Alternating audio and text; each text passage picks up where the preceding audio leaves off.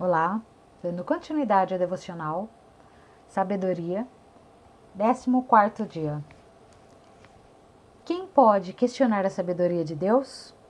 No livro de Jó, conhecemos a história de um homem que perdeu tudo, menos o seu temor ao Senhor. Jó e alguns de seus amigos quiseram explicar a razão do sofrimento, mas, aparentemente, Deus não gostou. Quem é o homem para questionar a sabedoria e soberania de Deus em suas ações? Na busca pela explicação do sofrimento humano, tendemos a achar que conhecemos o Senhor e o colocamos em uma caixa. A verdade é que ninguém de nós é sábio o suficiente para entendê-lo ou explicá-lo. A coisa mais sábia a se fazer é reconhecer e declarar sua soberania e grandeza em todas as situações. Jó 38, versículo 2. Quem é esse que obscurece o meu conselho com palavras sem conhecimento? Leitura de Provérbios, capítulo 14. A mulher sábia edifica a sua casa, mas com as próprias mãos a insensata derruba a sua. Quem anda direito teme ao Senhor, mas quem segue caminhos enganosos o despreza. A conversa do insensato traz a vara para suas costas, mas os lábios dos sábios os protegem. Onde não há bois, o celeiro fica vazio, mas da força do boi vem a grande colheita. A testemunha sincera não engana, mas a falsa transborda em mentiras. O zombador busca sabedoria e nada encontra, mas o conhecimento vem facilmente ao que tem discernimento. Mantenha-se longe do tolo, pois você não achará conhecimento no que ele falar.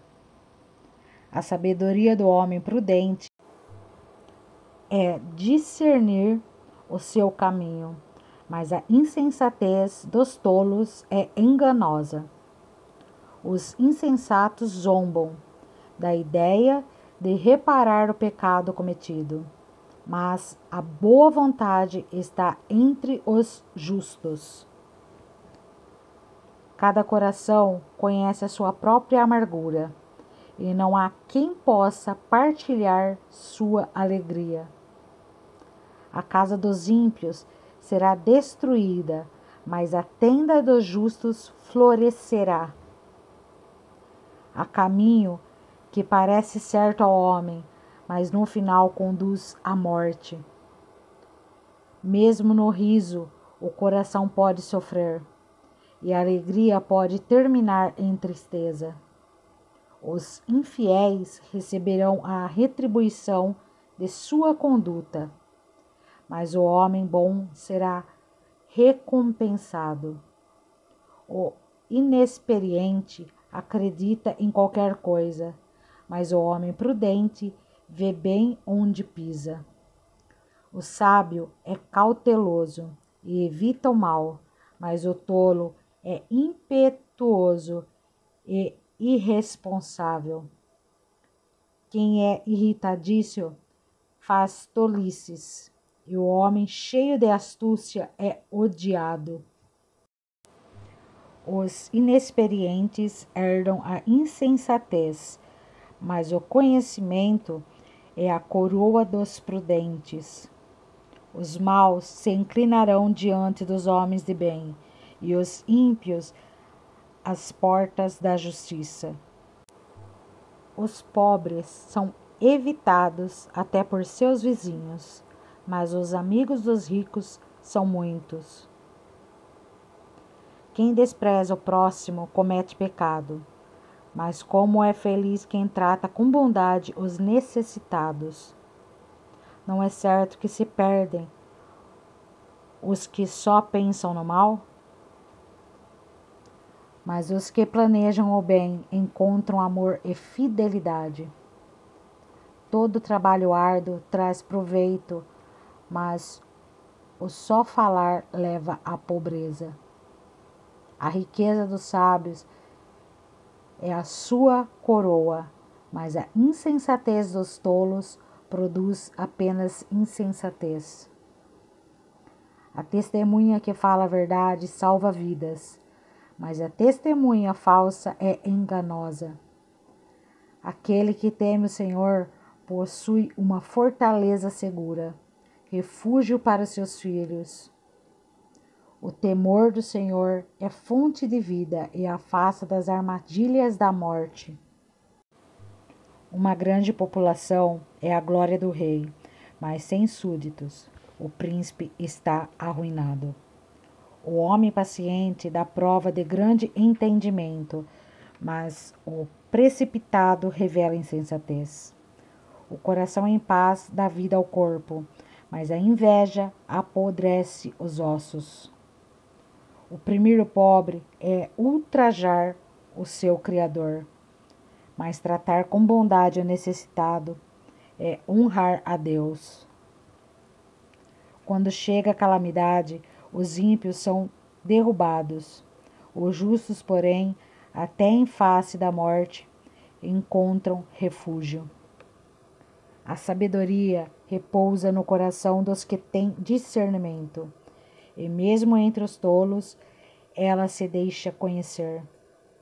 A justiça engrandece a nação, mas o pecado é uma vergonha para qualquer povo. O servo sábio agrada ao rei, mas o que procede vergonhosamente incorre em sua ira. A força da ação. No Provérbios 14, vamos pegar como versículo-chave o versículo 23. Todo trabalho árduo traz proveito, mas só falar leva à pobreza. Reflexão. Ao ler o versículo-chave de hoje, você pode pensar: se Salomão foi o homem mais rico que existiu em sua época, este conselho se aplica a quem buscar por riqueza, ou seja, quem quer ficar rico. Sim, esse pensamento é válido, porém, vai além da pobreza financeira e do quanto você tem de saldo na sua conta bancária. Se você e eu só falarmos e não agirmos, consequentemente teremos escassez, pobreza, em qualquer área da nossa vida, por exemplo.